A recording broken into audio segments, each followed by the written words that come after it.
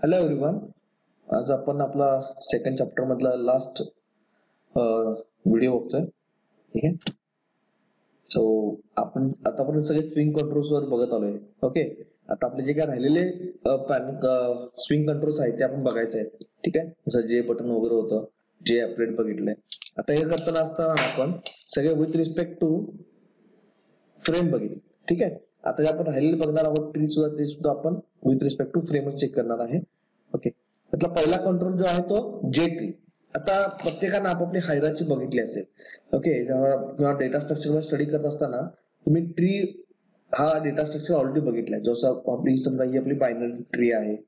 Okay. ही binary tree असते आपली. Binary tree म्हणजे काय की ज्याला प्रत्येकाला 2 लीफ नोड असतात. बरोबर.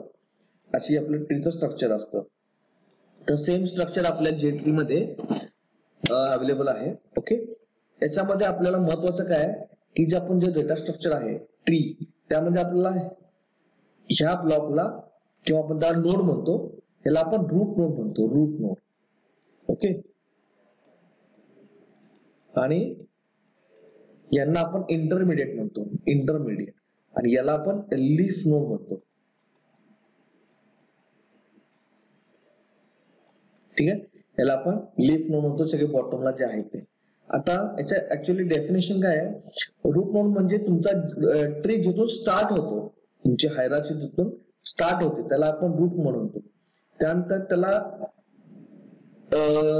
जे नेक्स्ट नोड अटॅच आहेत त्यांना आपण इंटरमिडिएट म्हणतो. ठीक आहे. आणि असे नोड ज्यांना पुढं चाइल्ड नाहीये, ओके, ज्याला कोण चाइल्ड नोड नाहीये त्याला आपण लीफ नोड म्हणतो किंवा बॉटम म्हणतो आपण त्याला. ठीक आहे. सगळं पॅरेंट आणि चाइल्ड असे 2 पद असतात. पॅरेंट म्हणजे काय, मेन जो आहे तो. आता इथं हा लीफ नोड आहे एंडला, आणि याचा पॅरेंट कोण असणार आहे तर हा असणार आहे. ठीक आहे. याचा पॅरेंट कोण असणार आहे तर हा असणार आहे. याचा चाइल्ड किती आहेत, हे 2 चाइल्ड आहेत, 1 आणि 2. अशा पद्धतीने आपलं बेसिक जे स्ट्रक्चर आहे ट्रीचं ते असतं आणि तेच सगळं फॉलो होतं. Okay. So now we will discuss about the J tree.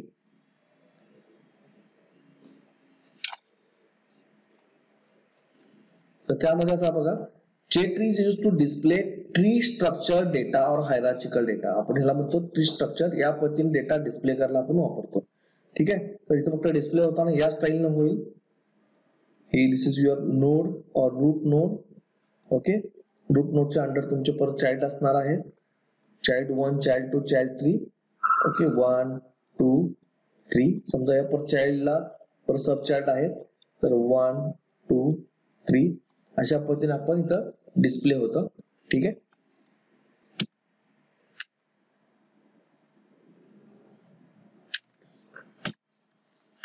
The J tree is a complex component. Okay.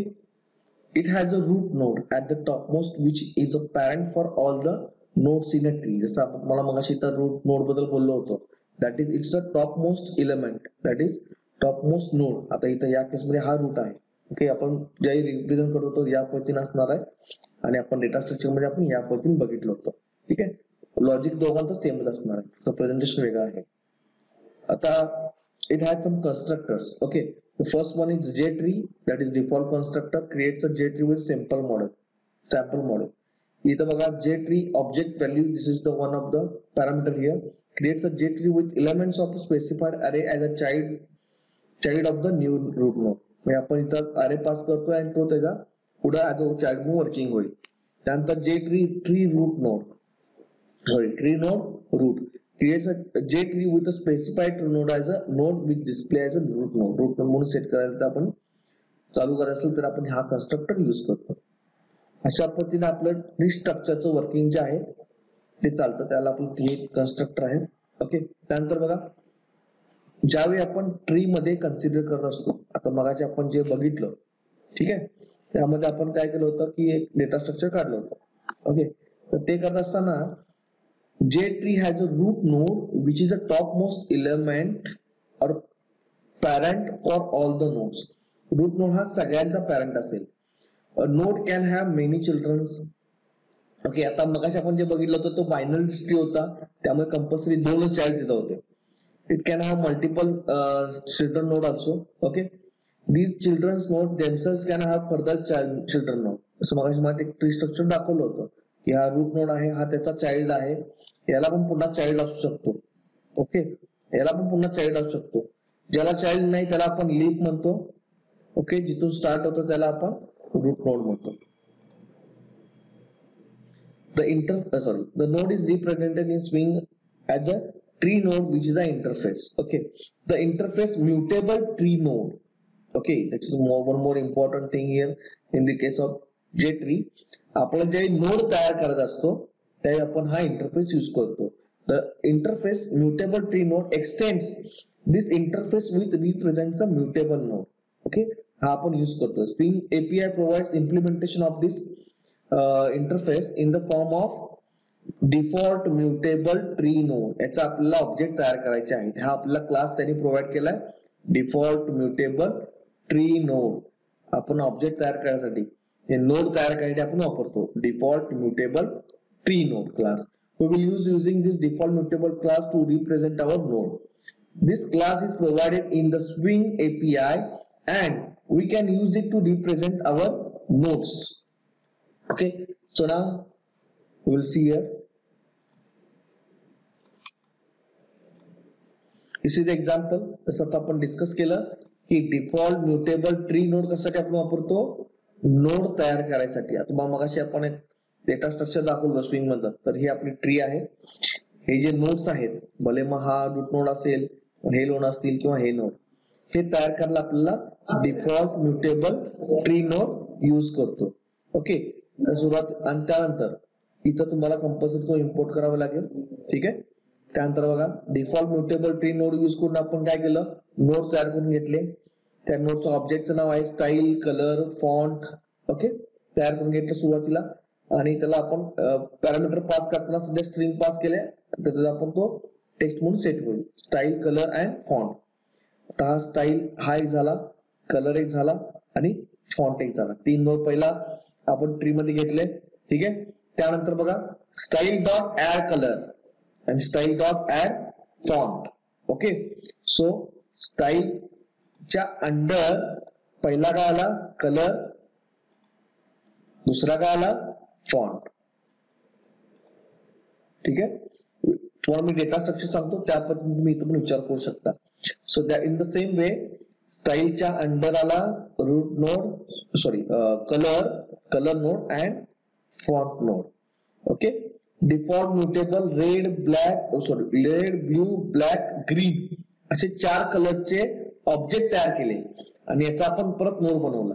ठीक आहे, आता नोडचे नाव बघा काय, टेक्स्ट पास काय केले, रेड, ब्ल्यू, ब्लॅक, ग्रीन. आता हे 4 नोड ऍड झाले. ठीक आहे, अजून ते लिंक केलेले नाहीये, फक्त ऍड करून घेतले. तर इथं बघा कलर डॉट ऍड रेड हे झालं कलरच्या under, colour dot add blue, black, green same ह्याच्या अंडर सगळे, कलरच्या अंडर सगळे आले. ओके, आता डिफॉल्ट म्युटेबल हे सगळे कशाच्या अंडर आहेत, ग्रीन कशाच्या अंडर आहे, कलरच्या, कलर कशाच्या अंडर, स्टाईलच्या. तर इनडायरेक्टली सगळे कशाच्या अंडर आले, स्टाईलचे आले. सो या सगळ्यांचा रूट नोड काय आहे, स्टाईल.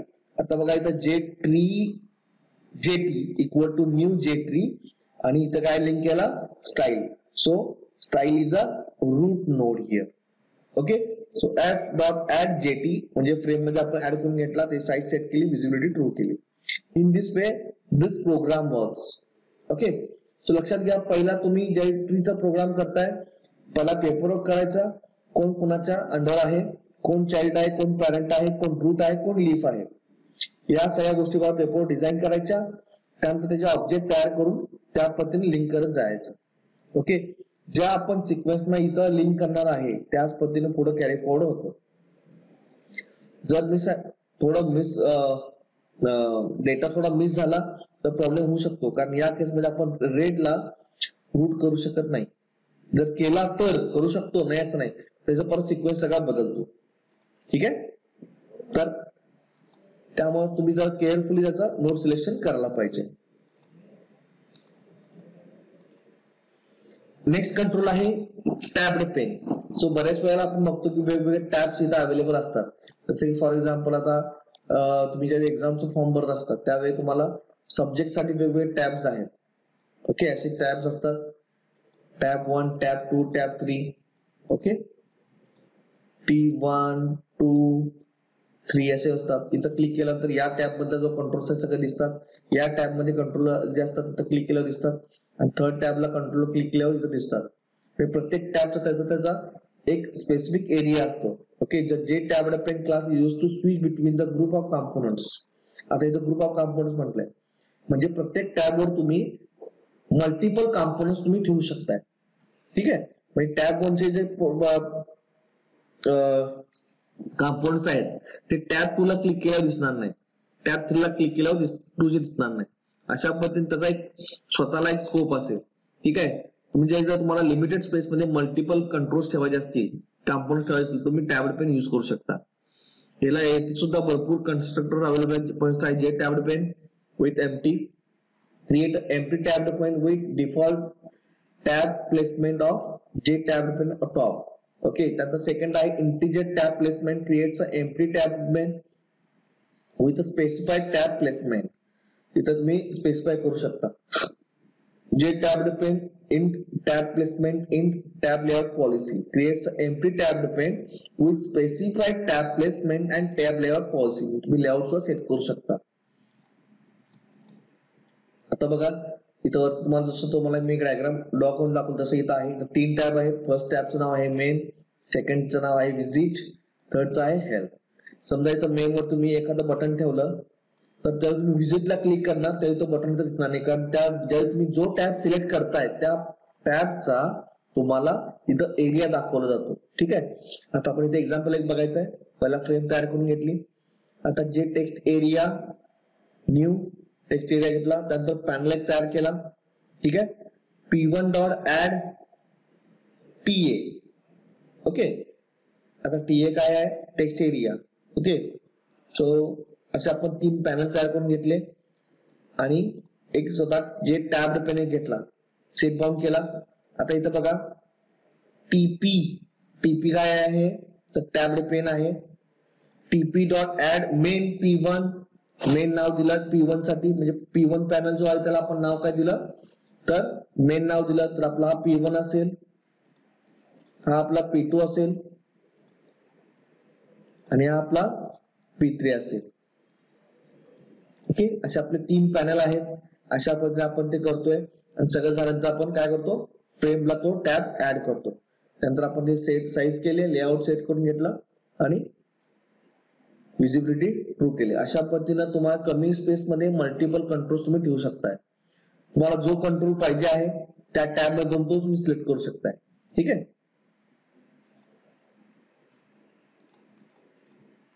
आता जे स्लायडर, आता बरेच वेळेला आपण झूम इन झूम आउट वगैरे करत असतो, तर त्यामध्ये एक आडवी रेषा असते तो आपण तो ड्रॅग करतो. ठीक आहे, उजव्या साईडला किंवा डाव्या साईडला. सेम आपला स्लायडर आहे, जे स्लायडर ज्याला म्हणतो आपण, तो कंट्रोल आपण इथं स्क्रीन मध्ये अवेलेबल आहे. Use to create a slider, it can select a value from specific range. म्हणजे आपण जसं समजा आपलं वर्ड मध्ये आपण झूम करतोय असं स्लायडर वगैरे असतं. ठीक आहे, इथं लिहिलं असतं 0%, इथं असतं 100%. ओके, तुम्ही जसा स्लायडर इकडं या साईडला किंवा या साईडला मूव्ह करताय त्यामुळे तुमचं झूम जेव्हा होतं. Same in the same way ही it is use to select a specific range value. Okay, so here we have different constructor for this slider also. So it creates a slider with initial value of 50 and range 0 to 100. म्हणजे range start 0 पासून ते 100 मध्ये असेल. त्यानंतर जे slider orientation, आता इथं orientation म्हणजे एकतर आहे हॉरिझॉन्टल किंवा व्हर्टिकल. ओके, तर या केस मध्ये creates a slider with a specified orientation set by either, आता हा आपला इंटिजर आहे ओरिएंटेशन साठी. ओके, सो जे स्लायडर डॉट हॉरिझॉन्टल और vertical with a range same 0 to 100 with initial value as a 50. जे स्लायडर इंट मिनिमम आणि maximum value, समजा तुम्हाला मिनिमम आणि मॅक्सिमम व्हॅल्यू चेंज करायची असेल तर तुम्ही हा सेट करू शकता. Along with this we have another one constructor that is value here. So min max and value तुम्हाला सेट करायची असेल तर तुम्ही ते करू शकता. इथं बघा, इथं काय सांगितलं, रेंज 0 to 100 आणि इनिशियल व्हॅल्यू काय 50. या तुम्ही सुद्धा रेंज चेंज करू शकता with the help of this constructor. त्यानंतर बघा orientation, one more thing is orientation पण चेंज करू शकता. Even it is used by using even orientation mean max and value. म्हणजे इथं प्रत्येक गोष्ट आपल्या जे स्लायडरचे आहेत ते आपण कंट्रोल करू शकतो with the help of last constructor. So depends on our application, we can go for any one of the constructor.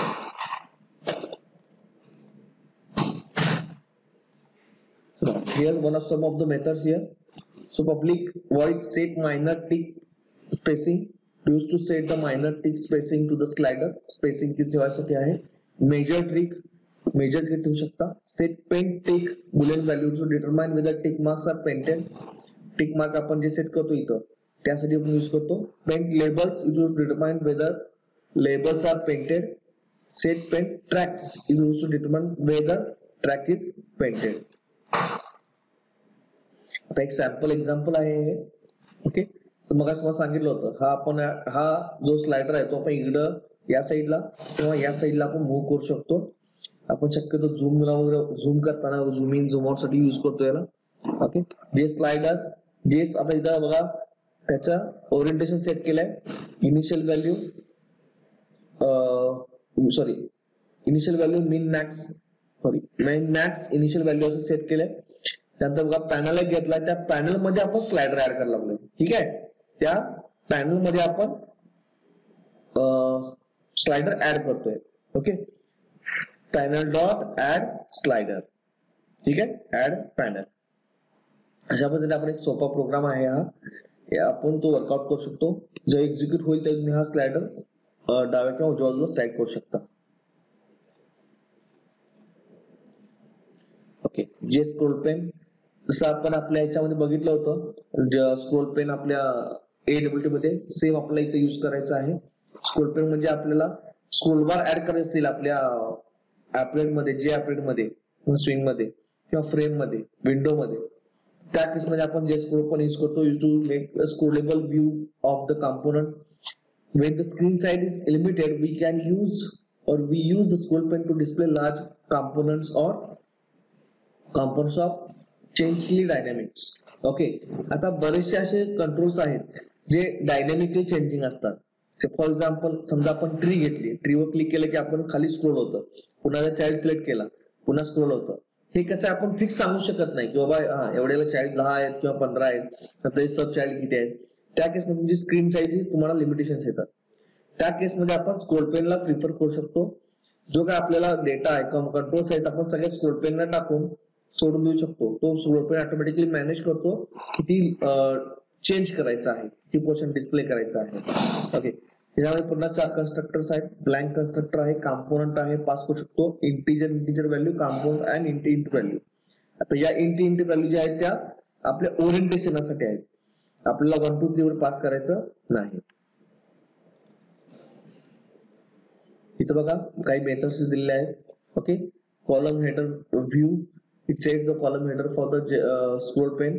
Column header टाकायसाठी आपण यूज करू शकतो. रो हेडर साठी यूज करतो.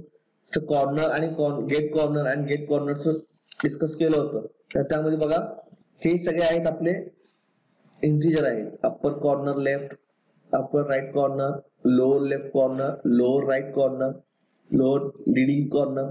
कोणत्या कॉर्नर तुम्हाला सेट करते तुम्ही ठेवू शकता. Set view point view component, set the scroll panes clients. Okay, आता हा आपला सिंपल प्रोग्राम आहे. ठीक आहे, इथं बघा सुरुवातीला काय केलं, फ्रेम तयार करून घेतली, फ्रेम सगळं ऑपरेशन सगळे सेट करून घेतले, गेट कंटेंट प्रिंट करून घेतला. आता इथं टेक्स्ट एरिया फक्त घेतलाय. टेक्स्ट एरिया ऑब्जेक्ट तयार केला, टेक्स्ट एरिया सेट करून घेतला 2020. J scroll pane scrollable text area equal to new J scroll pane. Scrollable area हा त्याचा ऑब्जेक्ट झाला आणि त्याला आपण काय केलं, काय केला, हा कंट्रोल ऍड केला. ठीक आहे, आता त्याची पॉलिसी सेट करून घेतल्या. इथे काय म्हणले बघा, हॉरिझॉन्टल स्क्रोल बार ऑलवेज आणि व्हर्टिकल स्क्रोल बार ऑलवेज.